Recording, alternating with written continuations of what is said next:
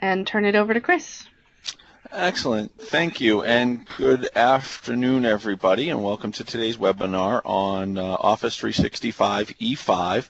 So today we're going to walk through some of those new features and functions and offerings within the E5 SKU and kind of help you understand as an organization if it's the right fit for you and something you should be exploring with Microsoft for the new solutions they're putting in. And it's an exciting time within the Microsoft solution set because we really are adding a lot of new great features and functions and tools for organizations. And we'll give some different tips and tricks for keeping on top of a lot of this stuff, but the success blogs within Microsoft are really your best bet for that. Success.office.com office.success.com to get into kind of what's coming, what's new, and the new features and functions of Office 365 and the new stuff they're rolling out.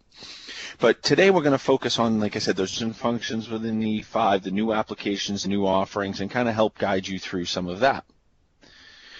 So with that, when we think about the new Office 365, and we think about that value to Office 365, it's really about increasing the collaboration, increasing the functionality we have across all of our teams. When we think about that built for teams and networks, it's really for how we collaborate with people, not in the same building with us or not in the same state, how we're increasing that collaboration and taking that Skype for Business component, particularly the conference calling and the PSTN or PBX functionality, and moving that to the cloud. We're going to talk a lot about that today and what that looks like to move your phone system or to move conferencing to the cloud. Then we talk about personal insights and insights into data, right? Having that data have an impact. When we think about the sheer volume of data and the sheer volume of information we have today, it's really information overload. And how do we analyze it and get the most out of it? So when we think about that in the investments in that area, it's really bringing personalized intelligence to that. And the two real offerings here are Power BI and Power BI Pro to get better analytics on your data, your Excel spreadsheets, right, your SQL databases, all of that information, and being able to put information and queries at people's fingertips. And then the other part is understanding how people are working and how they're collaborating and how they're functioning and utilizing the systems we're providing them through Delve Analytics. So understanding who's actually using Skype for Business, how often, are they doing just video calls, are they covering a lot of different topics. So we're going to talk a little bit about these things, but these also get into a much larger discussion, and we'll likely do maybe even a separate webinar at some point later on, really deep diving, because Power BI is something that we could, to be honest, sit here and talk about for the next 4 hours and just focus on Power BI. But we'll talk about it at the high level and understand what it is. Then the last piece is that security, right? How do I get access to my data securely, right? Mobility and security have often been at odds, and how am I going to protect my environment, do all of the identity management, get access to secure content through things like the customer lockbox? How am I going to protect my environment through advanced threat protection, right? Protect my environment from viruses, from bad attachments or bad websites, and how to protect my people from themselves and from malicious attacks, as well as identifying that data and content that I need to secure, right? And so when we talk about advanced e-discovery, this starts tying into some other basic updates that are coming in when we talk about DLP and content management and flagging content so that it doesn't exit my organization unless I really, really wanted to, or it's a very deliberate action. And how do I prevent the oops, right? That's a big thing we're looking at with a lot of this stuff is most security violations are not a deliberate or data leakage is not a deliberate attack or a deliberate attempt. It's a whoops. It's a I didn't understand what I did, or I didn't mean to do what I did. And how do we prevent the oops? And so understanding that best-in-class encryption and best-in-class security and control over the environment, so that I can prevent the oops, right? One of my favorite phrases when I talk about this stuff. So when we think about these different areas, we'll break them down and we'll kind of walk through each one. When we think about that sort of built for teams and networks, right? So now we're introducing a feature called Skype for Meeting Broadcast. When we think about Skype for Business and we think about Skype for Business Online, a typical average Skype for Business call allowed us to do up to about 250 people per an individual call. When we talk about now with Skype for Meeting Broadcast, we're talking about broadcasting this out to 10,000 people, right? Getting out this information to an all-hands-on-deck meeting, right? That 1 to thousands, right? As opposed to the 1 to 1 or 1 to few, we're now adding that 1 to thousands so that we can increase our reach, increase our ability to get data out to our teams efficiently and effectively, allowing attendees to enjoy from any browser or device. And that's another key thing when we're trying to disseminate information to a large crowd.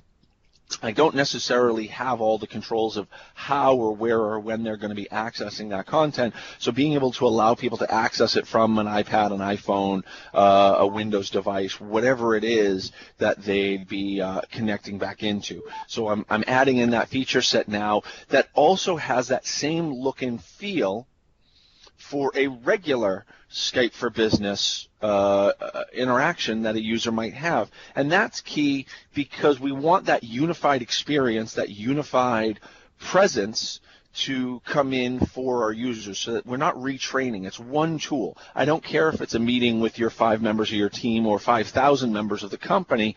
We can provide that same style of experience, but adding in those features and functions that we might need for a 5,000 person call. Then the other big tie into this is all around connection to the PSTN from the cloud. So for those of you used to working with Skype for Business or Link 2010 or 2013, in the past, whenever you wanted to connect it to the PSTN, you had to do an on-premise based implementation, or there were options in the case of conferencing of connecting it to third-party vendors like Intercall or others to allow that interaction between Office 365, Skype for Business, and the PSTN so that people could just dial in and not have to use the soft client or a soft phone.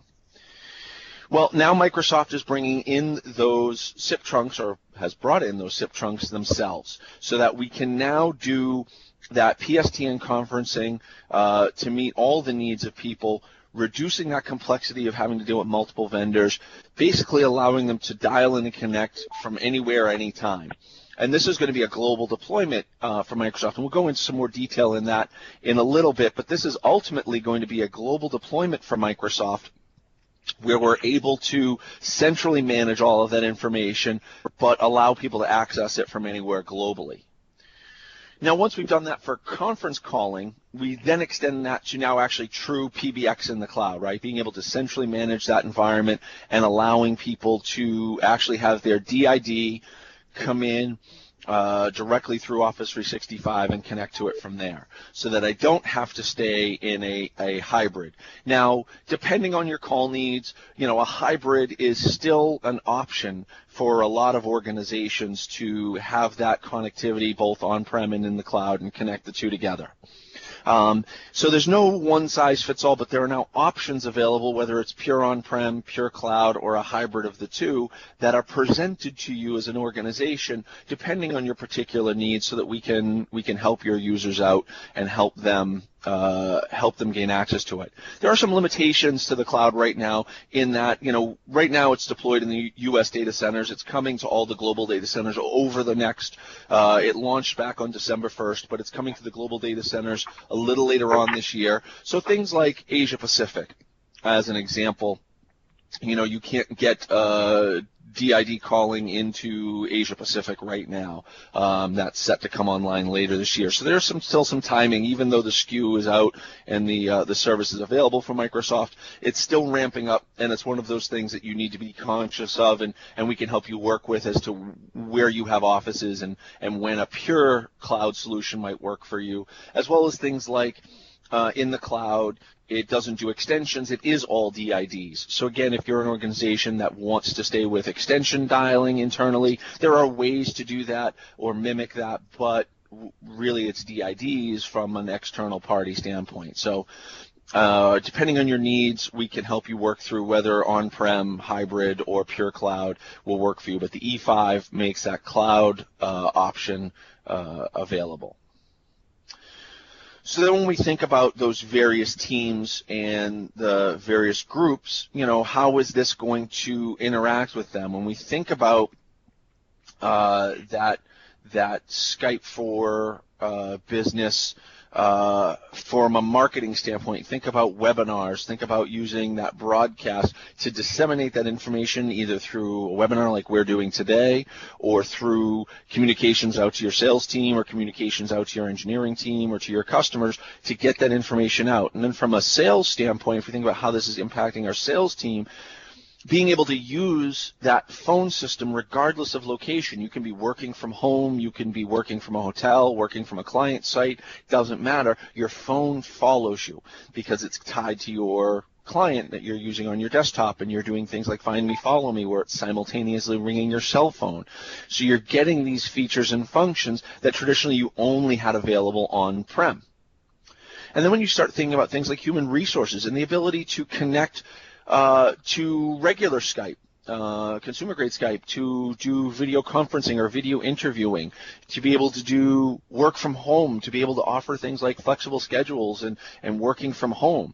Anybody who follows the industry, work from home scenarios are expected to grow exponentially over the next few years. Most organizations have already seen that growth. And how do we enable that? How do we enable people to work from home? A lot of it has to do with just regular old Office 365, right, the old E3 or E1 SKUs, and being able to put my mail in the cloud, put my SharePoint in the cloud so that all my content and my information, my CRM system is hosted in the cloud, right, through Dynamic CRM so that I can gain access to all my customer information, or my ticketing system if I'm doing service through it. Through the cloud. And now we're adding that last step of your phone so that I'm not beholden to a building anymore. Utilizing all of these services now and running everything in Office 365, as well as throwing in things like Azure AD Premium to do all of my security and multi-factor authentication. I now have this secure, purely cloud-based environment that all I need is a machine that's got a web browser on it that I can gain access to all of this information. So again, it's really about bringing that whole team together and addressing the needs of the various groups. So then when we think about that insight, and we kind of move, we'll get back into the PBX stuff. We're going to talk about some nitty-gritty on the PBX in a few slides here, but I want to make sure I don't ignore and I talk about the other areas. When we think about that Power BI Pro, it's really giving you that analytics into all of your different data sets. I don't care what it is, right? Whether it's a SQL database running in Azure or on-prem, your SharePoint environment, a file library, or simple Excel spreadsheets, being able to give that very in-depth dashboard for people. When you look here at some of these dashboards, didn't mean to go back a slide. There we go. When we think about these, these dashboards here, giving that data insight into everything we're doing as an organization, and now take it a step further with Power BI Pro and tying it into things like Cortana on your desktop, where, Microsoft now with Windows 10, all of these dashboards and all of this information can be made available through something like Cortana and Cortana Analytics, where I can simply do a voice-based search for content or data. So instead of having to go to a website or go to an application and, looking up the sales forecast for next month, I could simply ask my computer, hey, what's our sales forecast for next month? And it will go and perform that search against the data I've loaded in and return for me results. So you can enable these things to work with Windows 10 and your other applications so that you're gaining that insight where the user lives. Again, make this easy, right? The harder we make this on users, the harder it's going to be. And then when we think about Delve Analytics, for those of you not familiar with just regular old Delve, Delve is the part of Office 365 that sort of gave us social connection or social insight into how people were utilizing Office 365. I often use the example for regular Delve, not Delve Analytics, of the if I searched inside of Microsoft's Infopedia, their internal site for presentations, PowerPoint, and content, if I search for Office 365 presentations, it returns 212,000 results when I ran it last week. If I narrow that down to just ones that were written in the past year, it narrows it down to about 160,000. And then if I reduce that to just English, it cuts it down to about 120,000 PowerPoints. So which one of those 120,000 PowerPoints is the one I'm looking for? Well, I don't really know. What Delve does is then give me the ability to go look and see, well, what are my colleagues looking at? What are the people who I trust, those trusted advisors I have inside the organization? Hey, I work with Bob a lot, and Bob really knows this stuff. So let me see what Bob's looking at. And it's all security driven on the back end so that I'm only getting information on what I have rights to. So now Delve Analytics comes into play and lets you see how your organization's actually working and kind of taking that concept to that next level. A rich interface to see that work-life balance. When are people logging in? How often are they opening up their email? When are the most emails being sent, right? Do you know, hey, what's your peak time for emails being sent back and forth? What's your peak time for people to be accessing content? How often are people using Yammer? How often are people using, Visio or Project or any of the other services in Office 365, right? So it now gives you that analytics so that you as an organization can better deliver services to your end users because you have that insight into how your users are utilizing the system. So Delve Analytics is really great for driving adoption, driving behavior. I often use the example, we do things at New Signature. On my webinar today, I'm not doing video. I apologize because I'm a little under the weather, but we actually do a lot of video calls, and video is very important to, say, our CTO. He's very, very keen on us doing video calls as we're collaborating and connecting, so we're getting that visual interaction. Well, instead of going to the individual user and saying, okay, well, how often are you doing it, they're gaining and grabbing, global statistics. Hey, we had 5,000 calls this week, and 2,000 of them were video calls. And just by publishing a stat like that and putting that out there for general consumption to the user base, you're making a statement of, hey, we care about video, and we're actually watching how much video is being adopted because it's important to us as an organization that people are utilizing this system. And just by doing that, you start driving the right behaviors. You start driving adoption to the user base saying, hey, we value this enough that we're actually checking it and running stats on it and seeing how much adoption we're getting. So Delve Analytics can be very powerful in helping your organization target those users and those workloads. So when we think about how these workloads affect the various teams, sorry, it's duplicate. I went back, not forward. There we go.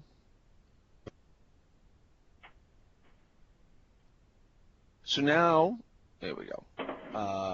When we think about that people-centric security and bringing security into play in this, now we have things like customer lockbox, right? So we have the ability to give users just-in-time access to their specific data, right? So that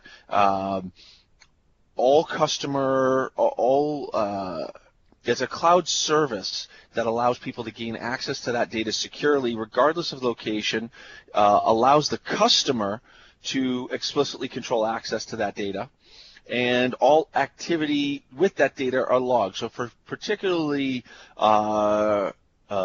litigious or particularly constrained industries from a security standpoint, this is really giving you that nitty-gritty, detailed level security so that you as an organization can say, hey, this is exactly who's accessed this data, when and where, so that every Microsoft engineer who is working on an instance or working on your data, you have control over when they're accessing it, what they're doing, and multiple levels of control so that that's when someone can work on my data and I have ultimate control.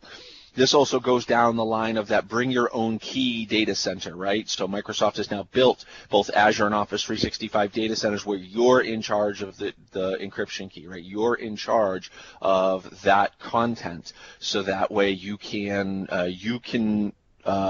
control your audits. So Microsoft has regular controls for the regular environments, but again, for the financial industry or the healthcare industry or the pharmaceutical industry, that sometimes has not been enough to convince them that Microsoft has enough security or controls in play. They need another level, so that's where this kind of came in. Then you add in the advanced threat protection, and this is really about securing the environment from sophisticated attacks, from email attachments, from URLs. So when you think about safe attachment, when that attachment is opened, it's cordoned off. It comes through your email system. It's cordoned off, opened up, and checked for malicious behavior before it's passed on. When you think about safe links, again, checking that link before it's opened. Now, the downside with this is that, of course, it adds time to stuff getting opened or coming through. When we're doing safe links, there is a slight delay in that website maybe opening because it's opened up first to just make sure it's not a malicious URL, or that attachment may take a little longer to get through because it's getting checked first before it's passed through to the user. And then we have reporting that goes along with all of that to make sure that, every user who clicked on a link, that it was tracked and audited, so I can know if it was a threat, I can see who it hit, who's it affected, and add that level of detail. Now, when we think about this threat protection, again, you have to make that decision as an organization. How concerned are you about external attacks? We think about things like it's an average of 8 months people are inside our network, or viruses are inside our network before they're detected. We think about day zero attacks, things like that, right? We're increasing our ability to deal and contend with these types of threats. We're going to get a lot more into advanced threat because this is an area I want to deep dive into in a few slides here.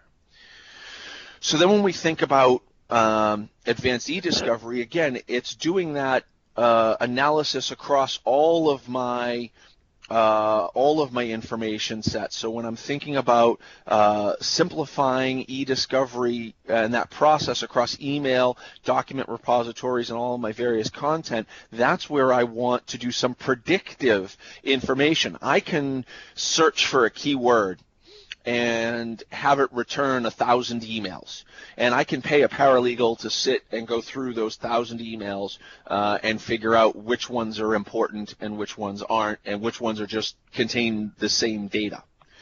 What this will do for you is do that predictive coding and machine learning to train the system to find that relevant data and say, wow, these 3 emails say the exact same thing, so I only really need to show you one because they're just a thread on each other, and yes, all 3 emails have that keyword in it, but they're all just replies to each other, or they're all just contain that same information. Let me return to you the one result you need that contains the data you're looking for. So again, as you're getting that email threading and you're getting that near duplicate experience, we can reduce the amount of content it's returning so that it reduces the time you're going to spend going through and parsing through that data to figure out what is relevant to, your legal case or your HR search or whatever it may be that you're doing. So again, simplifying your e-discovery, simplifying the amount of data that you're having to go through. Again, so when we think about that people-centric security, it's really about bringing that legal security compliance side to your organization, to being able to lock up your data, and to help speed up and streamline that sort of legal discovery, for your legal and security teams. From a human resources standpoint, it's making sure that no sensitive data is shared outside, and that all of your environment is safe. And from a finance standpoint, we think about SOX 1 and 2, right? We think about compliance and security and making sure we're meeting all of our auditors' needs, meeting all of our internal security and controls, and giving really that security and that peace of mind that you need when you move your services to the cloud. So to really break it down, I debated throwing this in or not, this slide, but when you break down, all pricing, when you see it from us here at New Signature, we don't really resell the licensing. We work with the LARs and stuff.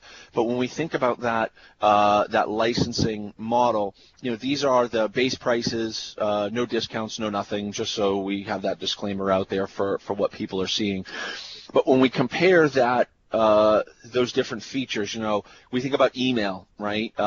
When we talk about unlimited email, that's because it's still a 50 gig mailbox, but it's an unlimited archive, right? So in E3 and E5, you get the unlimited archiving. And so you're getting that unlimited capability of, you'll have 50 gigs active in the mailbox and then archive everything else off.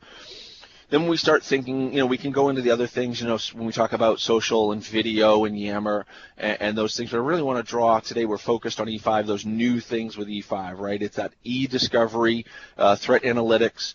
It's the Delve Analytics and Power BI. It's the Skype for Business Cloud, PBX and Conferencing. The extra one you see down below are the add-ons based on how you want to do your calling. So E5 is going to enable you to utilize those features, and then you need and provision you for the licenses for that. Then you need to pick how you want to connect to the PSTN, right? How you want to connect your system. So whether it's, straight PSTN calling, or if you wanted to do, there are some other options you'll see in another slide. And then also understanding that CRM is there and is an add-on to this as well. So when we take that a step further here, again, that Cloud PBX one lets you do all of your basic PBX level features, whether it's team ring, simultaneous ring, your hunt groups, your utilizing your desk phone or your soft client, doing your E911, all of those various functions. When you think about the conferencing one, that is just for conferencing. So again, you don't have to do both. You can do one or the other. Hey, I want to keep my conference calling separate. I just want this for the phone system. Or, hey, I just want this for the conference calling. I don't necessarily care about the phone system. So again, understanding that. Again, then there are options, for both domestic and long distance, inbound and outbound, depending on how you want to go. Again, the caveat there, you cannot do some international DIDs yet until that service is launched in that country. And more we're getting details as to when things are coming online, when Canada's coming online, when the EU is coming online, et cetera. But that's all set over the next few months. Today, the U.S. is up and online where you can do U.S. PSTN dialing. Okay, I'm going to pause here and just check the Q&A window because I want to, as we're talking about some of this stuff, and I can see Dave is also helping answer some of those questions, so my counterpart Dave is doing a great job with that. But just to call it out, what are the on-prem architecture requirements to use for my PRI for Skype for Business Online? And again, that really depends on how you want to continue to use that. In the case of using your on-prem infrastructure still or connecting it, that's when you're going to stay in a hybrid and you're going to connect Skype for Business with your on-prem versus getting rid of your traditional PRI on-prem and moving wholesale to the cloud. That's one of those ones where we're going to talk through it with you and help you understand, are you a candidate to get rid of everything on-prem and move wholly up to the cloud, or is this something we want to look at a long-term hybrid situation? So again, understanding that those periods are key, and understand there's an introductory period for this that's come out for this, where Microsoft is putting this out, and this is something that they'll be tweaking as they add more countries online. All right, so now advanced threat analytics. I want to take a few minutes here and take the next 15 minutes, and then we'll leave the last 15 for Q&A, and really talk about advanced threat analytics, because there seems to be a lot of questions in the market as to what is this really, what is it going to do for me, and is it right for your organization, right? Is this something that's going to help my organization? And these are really the stats that are driving a lot of this. When we think about time in network, lost money and potential business to cybercrime, average cost of a data breach to an organization, both in reputation and in cold hard cash.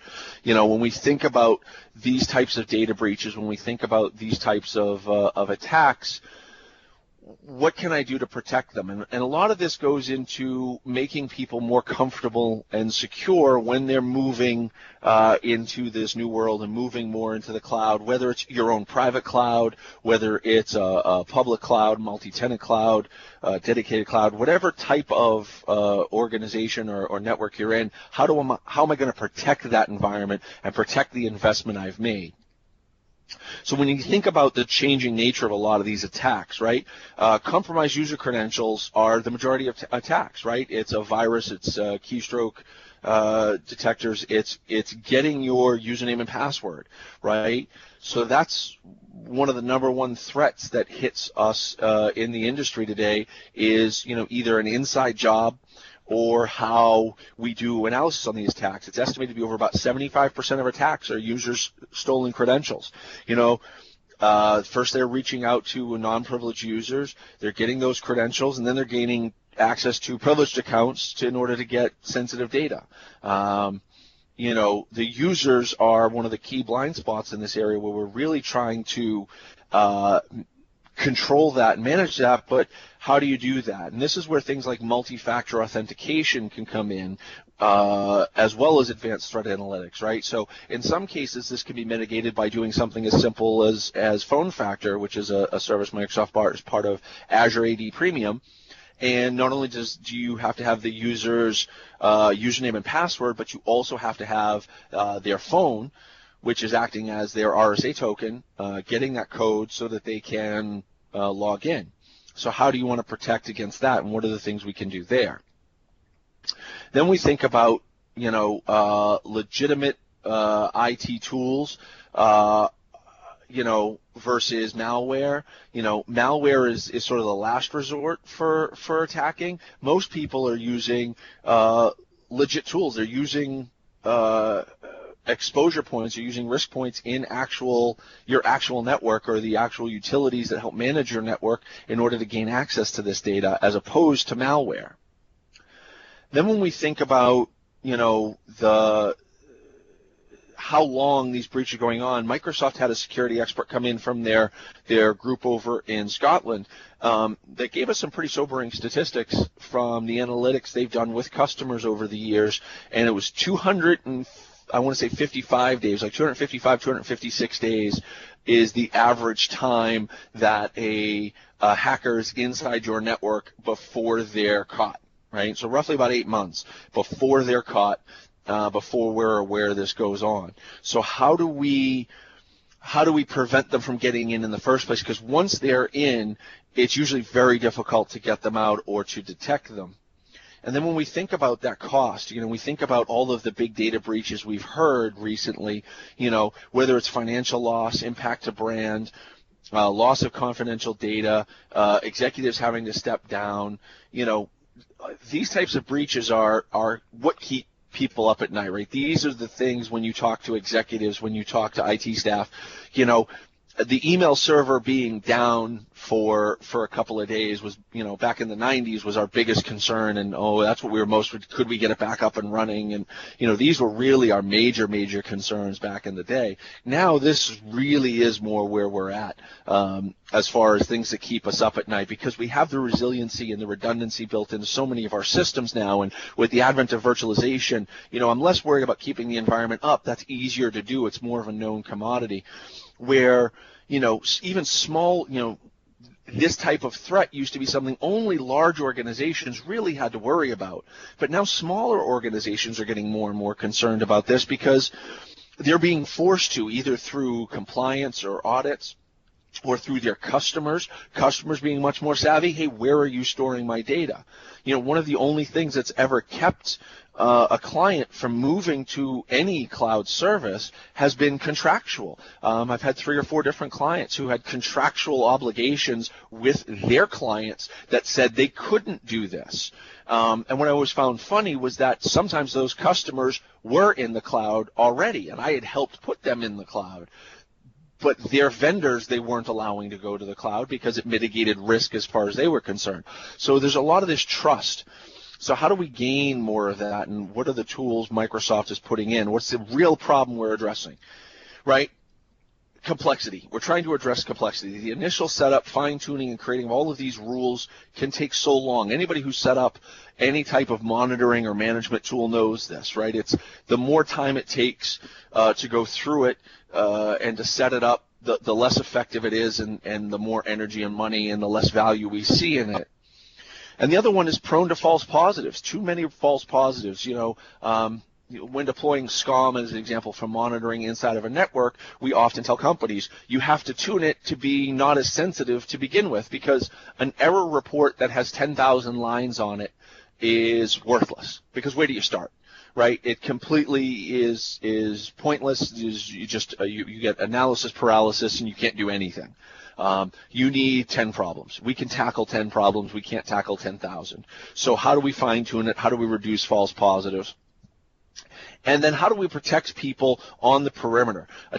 Protect our environment as we're going out into the world. And that's where threat analytics really comes in. So when we think about things like on a high level, let's say we're all credit card holders.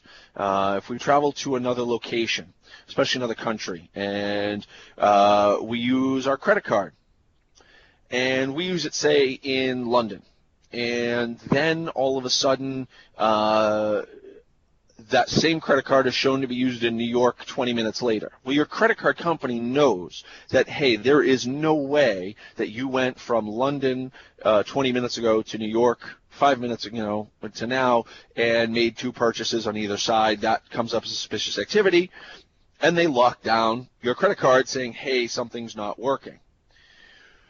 Well, we can start doing the same things with identity management and with logins. If we start seeing that abnormal behavior, if we start seeing that abnormal login, hey, you just logged in from Europe, and then 5 minutes later you logged in from North America. I need to lock down your account. I need to lock down your information because something has gone wrong. You're not in 2 places at once. So I can start doing things like locking out your account and bring that concept inside of your organization, where I'm analyzing and learning behavior. If you log in every day, or you log in from these locations, and all of a sudden I see a random other behavior, I can flag it and start saying, hey, IT, there's abnormal behavior with this account. We need to deal with it.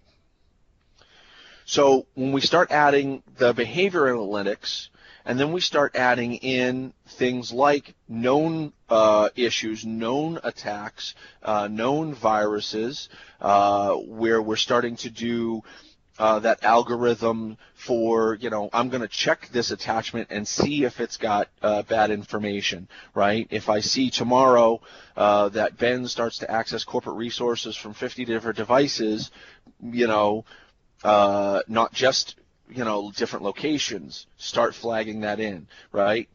Using only machine learning in this is not enough. We have to use behavioral analytics in it as well, and that's really what this is adding.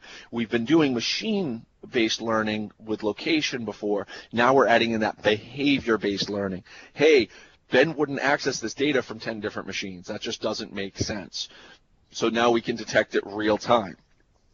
This is very difficult stuff to demo because we'd have to have an attack real time to really trigger anything. So it's usually something that's much harder to get across to the executive organization. That's why we use like the credit card analogy and some of these other things, because it's difficult to demo if you don't know what's going on, or if you don't have an attack going on at the moment. The other key thing here is, data sources are a key element in this. Knowing just analyzing logs won't tell you everything. You have to know in the network packets, in the packets themselves, what's going on. So we need to be doing deep packet inspection of all of these. Log analysis is only going to take us part of the way. So we're also doing deep packet inspection for stuff going back and forth so we can try and figure out what's happening. Again, the whole idea is to stop the attack before it starts, before they can cause any damage. Let's detect it, let's stop it before before we hit that 120 day, before we hit that 200-day mark when we finally catch them. So this is a lot of value to organizations who are again really concerned about security. And again, the problem we're really addressing with this is there have been other solutions for this out there, but they were much harder or more costly to implement. They took a lot of fine-tuning. You had to have the expertise in-house to fine-tune this, whereas now Microsoft is going to be working with you and building this system to help you make this easier, make it more affordable to do. So again, that's really when we get into the benefits, what we're talking about, right? Getting that adaptation without you being responsible for everything, right? It's continuously learning about your behavior. It's continually picking up what's going on, right? Focus on what's happening right now, right? It's that fast reaction that we're looking for, the what, where, when, and how of what's going on in your enterprise and what's happening. And again, that last one, reducing the fatigue of false positives, right? Really being able to get this fine-tuned for you, get you that aggregate, only get you that data that you need to have so you can address that threat as quickly as possible. So when we combine those together, it makes it a much more affordable, much more user and IT-friendly solution. So again, really prioritizing that next step, really prioritizing what you're doing as an organization. So when you think about, ATA, again, hopefully you're thinking speed, you're thinking flags raised when you need to, and getting that information out. That one's a little redundant to the one before. Okay, so when we think about E5 overall, right, and we just kind of take the next few minutes here to recap and review, what would drive an organization to E5 over E3 or some of the other SKUs? It's anything to do with voice in the cloud, right? Wanting to move your conferencing, you want to reduce your spend, you're already invested with Microsoft, you've got your Exchange up in the cloud, you're moving SharePoint, or you're already up there for SharePoint or CRM in the cloud, and you kind of want to get those benefits of having everything tied together and moving your voice workload to the cloud and moving your connectivity for your conference calls to the cloud and reducing your cost for other third-party services that you may be using and kind of utilizing that spend you're already doing with Microsoft and all the security and controls that you're already doing from an identity management standpoint within Microsoft. You'd also think about E5 when you start thinking about your analytics, right? To get more adoption out of your Office 365 investment. What are my people doing with it? How do I gain insights into my data?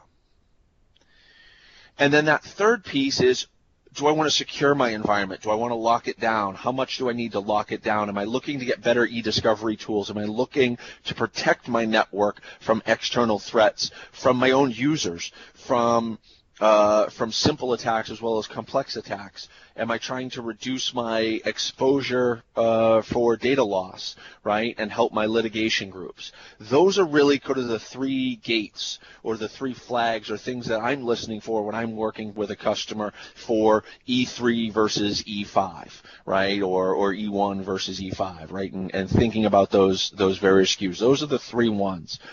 And really, once you start looking at one or two of them, then all three become, typically with Microsoft, I've heard three different people use this analogy. Microsoft is very big on the Happy Meal right now, right? Hey, if you buy the burger and fries, the Coke is free, right?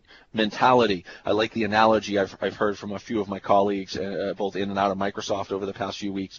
And it really is that same mindset of, hey, if you're really interested in voice in the cloud, it may behoove you from a cost standpoint to buy into the whole Happy Meal, because you're really going to get the other two at either a greatly reduced cost, if not free, depending on the cost comparison of the components you're looking at.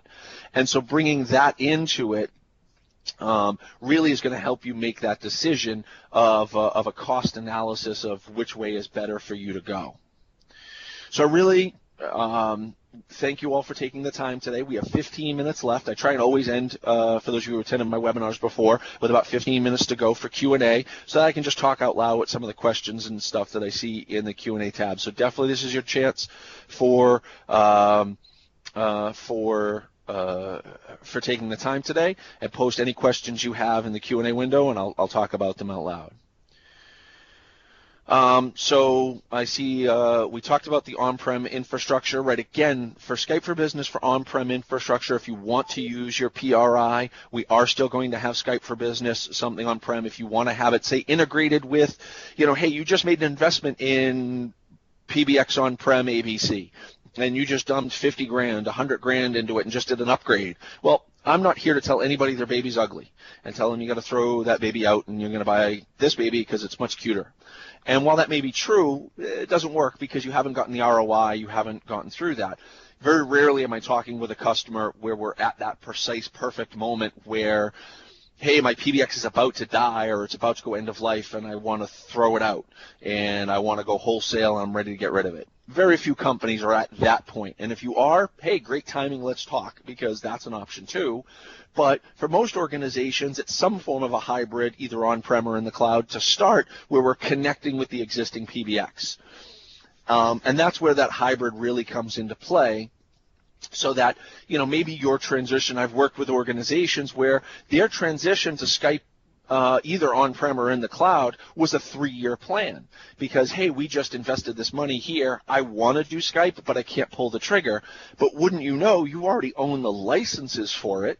So without really spending extra money, let me spin this up, make use of it for IM, for presence, for, internal peer-to-peer communications, for even connecting it to the PSTN through my existing PBX or PRIs.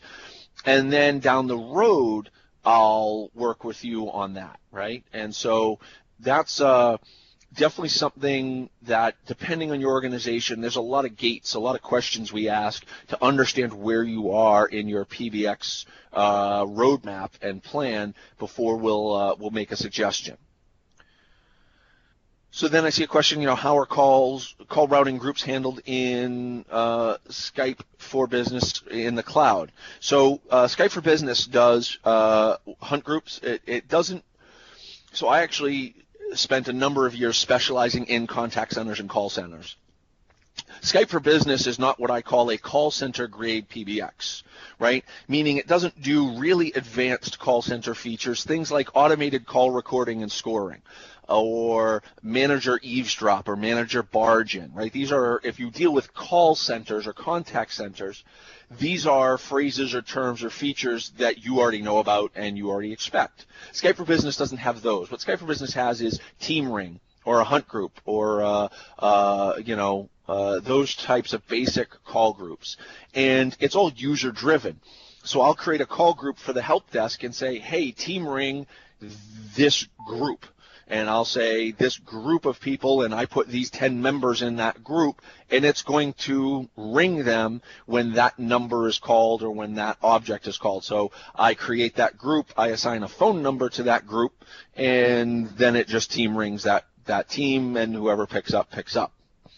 You can use that for things like IM as well. Example, internally at New Signature, we have a Skype for Business group that is for our internal IT department called New Sig Tech, and we can call that group, and it will ring everybody in the group, and whoever picks up, picks up. Or if we IM that group, whoever responds to the IM responds to the IM. And so you can use that for support and stuff.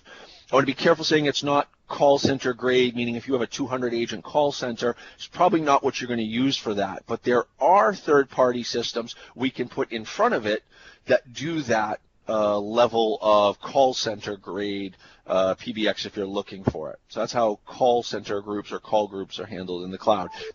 It's identical to the way they're handled on-prem. Okay. Any word from Microsoft on when they're going to open up nonprofit E5 plans?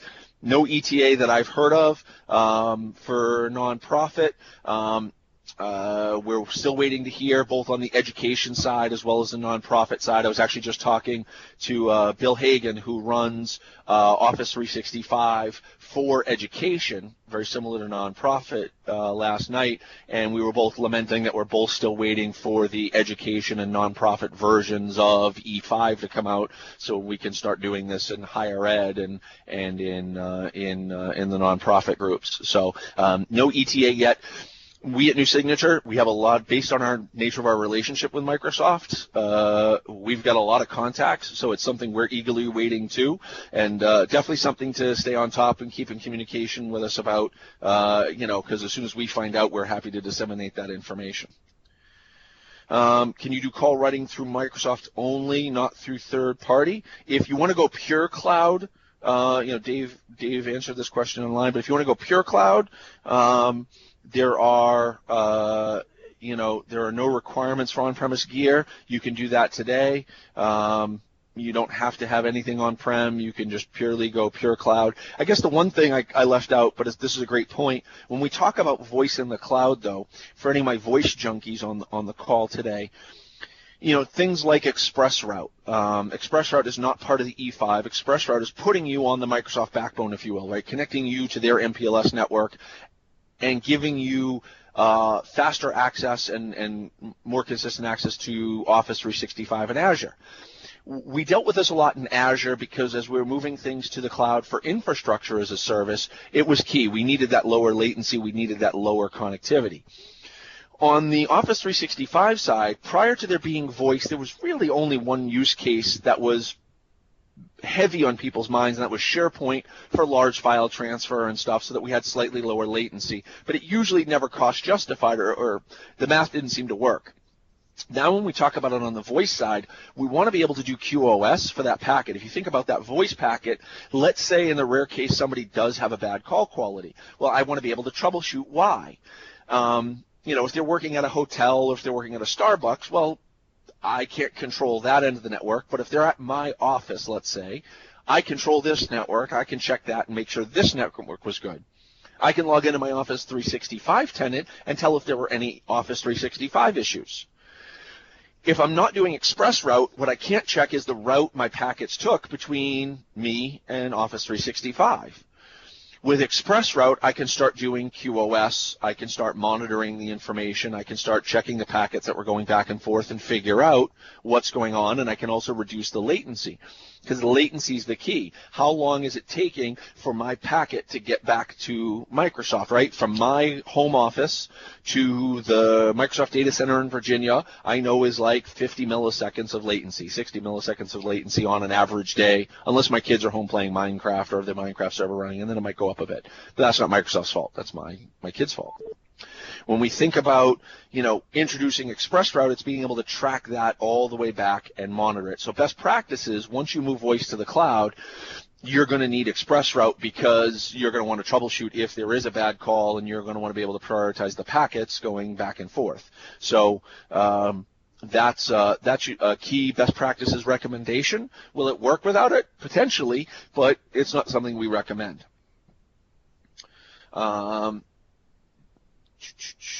So do you know if Microsoft is working on Call Park and some of the other features. Nothing is specifically out yet on like some of Call Park and other things. We know those are things Microsoft wants to do. They're in the roadmap. Again, the Office blog is a great place to check out what's sort of in the works in the short term in the next 30, 60, 90 to see what's coming. I know that's a feature set they want, but Call Park is also one of those things that maybe, as someone who's been doing voice for a very long time, maybe 10% of the customers use, if that, maybe 5% of customers use Call Park. So when you're building this cloud service, you have to put yourself in Microsoft's shoes and say, which features are the most important for day zero, right? If they can get one thing working in the next 90 days, is it getting Europe online or is it getting Call Park working? Well, getting Europe online is going to affect far many more customers than getting Call Park up and running. Not saying that they're not working on it actively, but when you think about from a prioritization standpoint, things like Call Park are not as widely used. Of course, that doesn't help you, Derek, if that's your particular need that you need before you can go, but just giving you some insight into how things are prioritized and ordered. If you implement in the US-based PSTN calling today, will you be able to call and receive calls from the UK? Yes. What you won't be able to do is get a UK-based DID. Right, that's what you're not going to be able to get. You won't be able to get a DID for the UK today. You can make and receive calls from there. You just can't get a DID today. So then there's also a question about, what kind of devices can you use? How to make and receive calls, right? You can use headsets. I'm using a headset today. You can use desk phones. There are phones that will connect with it. Some require hybrid. There's over 750 devices certified for Skype on-prem. Most, if not all of them, are either in process or already certified for pure cloud-based environments. But there is a plethora of devices that are out there for your needs today. So someone then asked a question about how Skype Online voice quality is guaranteed today. And again, that goes back to that express route I was just talking about, right? You can control your network, right? Microsoft is going to work and guarantee things on the Office 365 end, right, from their data centers. But what they're not doing is what you have to have is the express route, right, in order to manage the packets in between. So that way you can monitor and check what the quality is in between the two environments. How is the call quality strictly using? No hybrid model. How's the call quality? Call quality is great from what we've seen so far with all the clients who are utilizing it. The call quality is good. Again, it all comes down to I'm working from home today, right? I am as a user introducing an unknown entity into the variable, right? I'm introducing X into this scenario in that my home FiOS connection. How is that performing? No one in IT, no one inside can control that. You only control your network. Microsoft only controls their network. And then the only way to control what's in between is by doing express route, right? And that's the three legs of the call. That's all Microsoft can control. But, knock on wood, everything's worked great for the customers who have been there. Are there any more plans for supporting a formal call center? No information today on that. There's really Microsoft for the advanced call centers. Microsoft relies on third parties to deliver that advanced call center feature in Skype, as I said earlier. That said, pure speculation on my part, I got to imagine at some point Microsoft's going to do something about it. There's just been nothing announced, right? Microsoft, the other problem is Microsoft partners with 3 or 4 organizations very, very tightly. So do they buy one of those? Do they just partner with one more formally than the others and then tick off the other ones, right? What do they do? And so I think for years in Skype, long before it was online, this has been an item of speculation or an item of thought on Skype for Business, and nothing formal has come out, but it's definitely something to keep your eye on, and we'll see what happens over the next few months.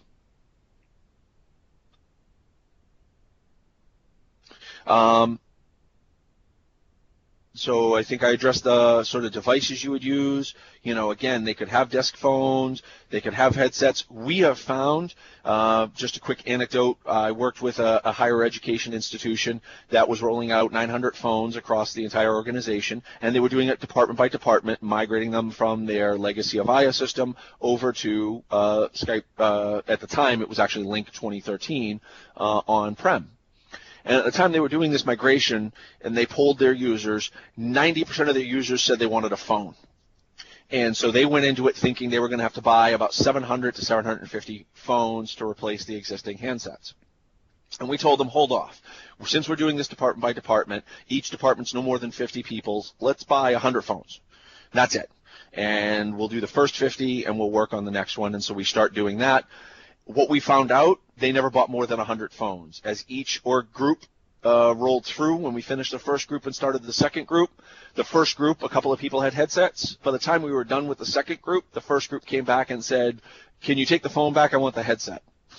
And we ended up using the same 100 phones for the whole company, and they never rolled out 700 phones. They rolled out 100 because of that. So just something to think about.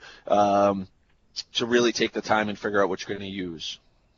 So with that, we've hit time. I really want to thank you all for attending. Great questions today on our webinar. The voice stuff in particular, but as well as the threat analytics, right? These are deep conversations we have to have with you. There are, unlike Exchange, where with Exchange there are 2 or 3 gate questions we ask that determine online, on-prem, hybrid, right? It's a fairly simple, quick. With voice and with advanced threat analytics, it's usually a more involved conversation. We want to have and help you have that conversation. Myself, Dave, who's been answering questions, who's my counterpart, as well as the entire solution architect team here at New Signature, that's what we do. Our job is to come to your organization and help walk you through these gates and help figure out what's going to work with you and work with your organization and your needs. And then once we've helped you make that determination, then help put you on the path for that. So again, thank you all for taking the time today. Hopefully you found this a good use of time, and we look forward to catching up with you if you've got deeper questions later on.